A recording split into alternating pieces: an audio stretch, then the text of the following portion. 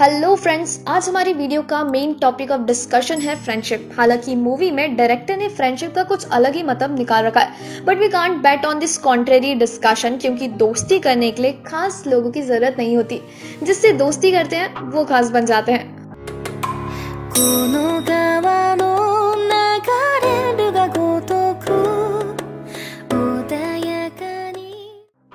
तो कहानी शुरू होती है एक हाई स्कूल से। Yuki Hayes, the main lead of this film, fell in love at first sight with his classmate Kaori Fujiyama.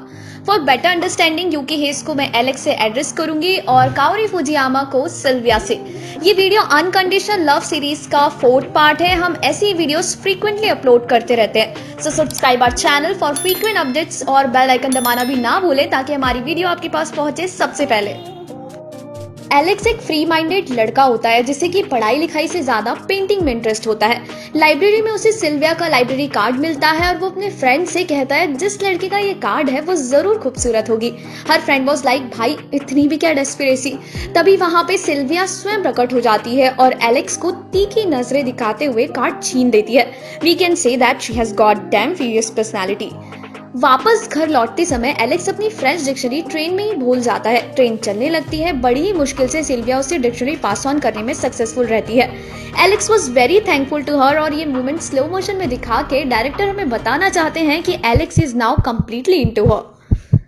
Next day school पहुंचने पे एलेक्स को पता चलता है कि सिल्विया इस बार उसी की क्लास में है। उसका खुशी का ठिकाना ही नहीं रहता। ये सीन हमें स्कूल डेज की याद दिलाएगा, क्योंकि अक्सर हम भी अपने क्रश के ग्लिम्स के लिए स्कूल में तांडव मचा देते थे। एनीवे, क्लास में पहुंचते ही क्लास टीचर आके सब गड़बड़ कर देते हैं। वो अपनी सीट पे बैठ जाता है, लेकिन उससे सब्र नहीं हो रहा होता है। बेचैनी उसकी आंखों से झलक रही होती है। जैसे ही स्कूल ऑफ होता है वो उसे अप्रोच करता है, but here comes the surprise. Alex उसे ट्रेन वाले इंसिडेंट के लिए थैंक्स कहता है, लेकिन वो रिस्पॉन्स में कुछ नहीं कहती। एलेक्स बस यही हार नहीं मानता। वो उसे रोक के कहता है let's be friends. Lol, Silvia उससे इस बार भी भाव नहीं देती। नेक्स्ट डे क्लास के दौरान एलेक्स अपनी आर्टिस्टिक स्किल्स का शोकेस करता है और साथ में ही सिल्विया के मना करने के बावजूद बुक्स कैरी करने के लिए उसकी हेल्प भी करता है। कुछ भी कहो, बंदा तगड़ा है, अभी तक हार नहीं मानी उसने। और इस बार तो भाई के पास डायलॉग भी थोड़े हटके होते हैं। वो कहता है तुम्हें मैथ्स पसंद है और मुझे आती नहीं, so let's be friends. Silvia reply में कहती है आई कांट। अगर शब्दों की गहराई में जाए तो उसके कहने का मतलब है मैं दोस्ती नहीं कर सकती, ना कि मैं दोस्ती नहीं करना चाहती। यानी कि कोई तो रहस्य है जो कि हमें बस कुछ ही पलों में पता चलने वाला है। एलेक्स एक कॉमिक बुक क्लब का मेंबर होता है। अपने साथ वो बहुत दिनों से एक फ्रेंच डिक्शनरी लेके घूम रहा होता है। फर्स्टली आई थॉट उसे फ्रेंच सीखनी होगी, बट यहाँ पता चलता है उसका कुछ अलग ही बिजनेस प्लान होता है। एलेक्स के अकॉर्डिंग इस डिक्शनरी बुक में बहुत सा स्पेस है जहाँ पे अच्छे से ड्राइंग की जा सकती है। उसका फ्रेंड कहता है ये लाइब्रेरी की डिक्शनरी है, ड्राइंग वगैरह अलाउड नहीं है।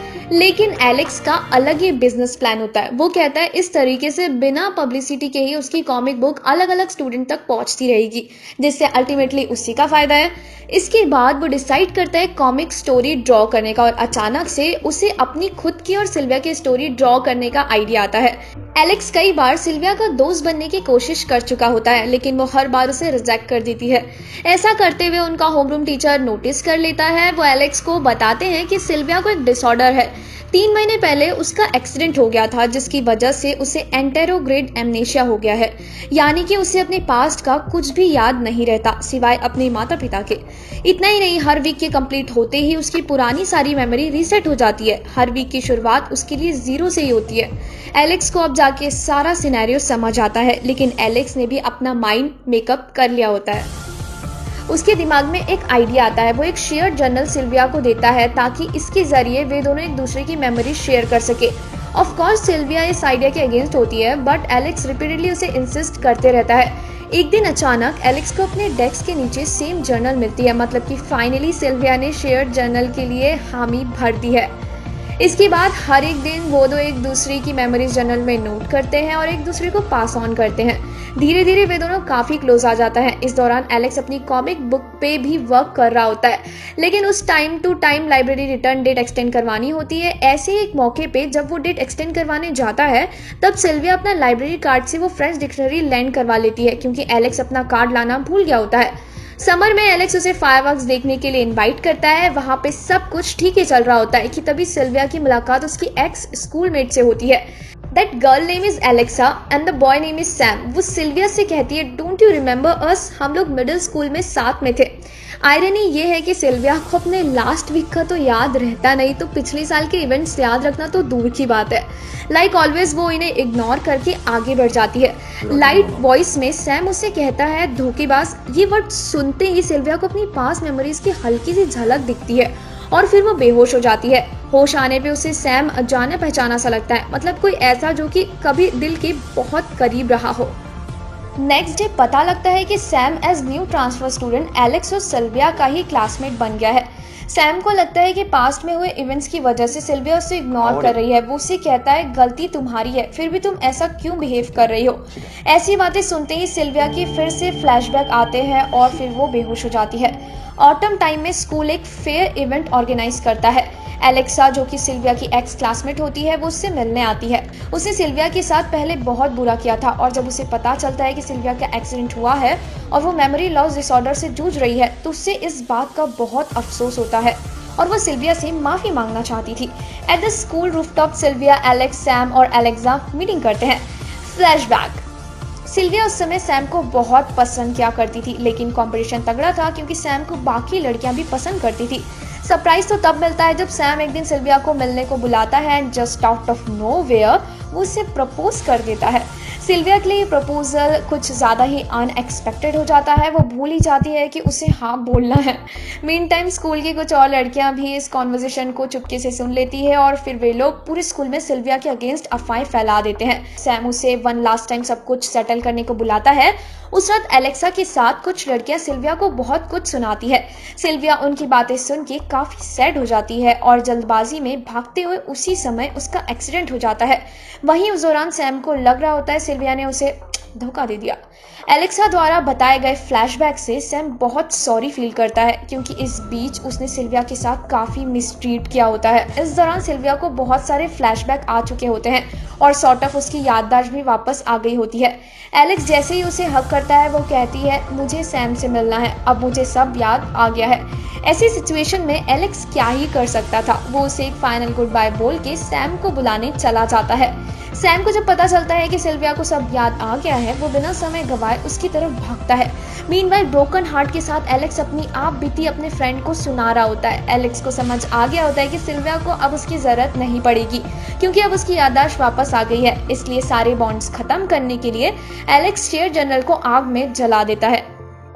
कई महीने बीत जाते हैं। सिल्विया तो अब एलेक्स को पूरा भूल गई होती है। कई बार उनका एनकाउंटर होता है लेकिन सिल्विया को बस हल्की सी पुरानी यादें आती हैं, उससे ज़्यादा कुछ और नहीं। मीन टाइम एलेक्स अब अकेले ही रहना शुरू कर देता है। उसकी लाइफ के दो ही तो पर्पस थे, एक कॉमिक आर्टिस्ट बनना और दूसरा सिल्विया को फ्रेंड बनाना। अभी फिलहाल तो उसके दोनों ही ड्रीम का दी एंड हो गया होता है।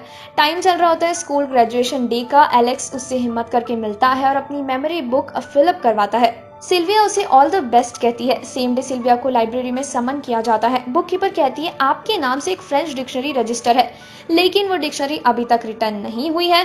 तभी एक रैंडम स्टूडेंट वो डिक्शनरी रिटर्न करता है। सिल्विया जब डिक्शनरी के पेजेस को पलटती है उससे उसमें ढेर सारी हैंड ड्रॉन स्केचेस मिलती है। फॉर हर सरप्राइज एलेक्स ने उन दोनों की स्टोरी को फ्लिप बुक के जरिए इस डिक्शनरी में दर्शाया था। हर एक पेज को पलटने के साथ सिल्विया को पुरानी मेमोरीज भी विजुअलाइज हो जाती है।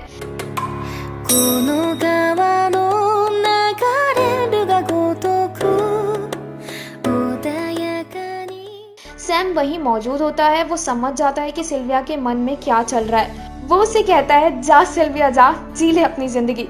सो guys movie ends up here. So as a video मिलते हैं नेक्स्ट वीडियो में। वेट यार, अभी पिक्चर बाकी है मेरे दोस्त। सिल्विया को फाइनली सब कुछ याद आ गया होता है। वो उसे हर जगह ढूंढती है और फिर फाइनली वो उसे स्कूल रूफटॉप पे मिलता है and then she says those golden words to him, please become friends with me. चलो इस बार उम्मीद करते हैं इनकी फ्रेंडशिप या फिर रिलेशनशिप लंबे समय तक टिकेगी। होप सो यार वीडियो आपको पसंद आई होगी। अगर आई है तो यार इंतजार किसका कर रहे हो, लाइक और शेयर करो और ऐसे ही कंटेंट देखने के लिए हमारे चैनल को सब्सक्राइब करो। ये वीडियो अनकंडीशनल लव सीरीज का 4th पार्ट है। अगर 5th पार्ट चाहिए तो कमेंट में लिखना part 5। Also watch our another channel जहां हम थ्रिलर और साइंस फिक्शन मूवीज का स्टोरी ब्रेकडाउन करते हैं। तो मिलते हैं नेक्स्ट वीडियो में, तब तक के लिए be otaku, be nerd and thank you so much guys.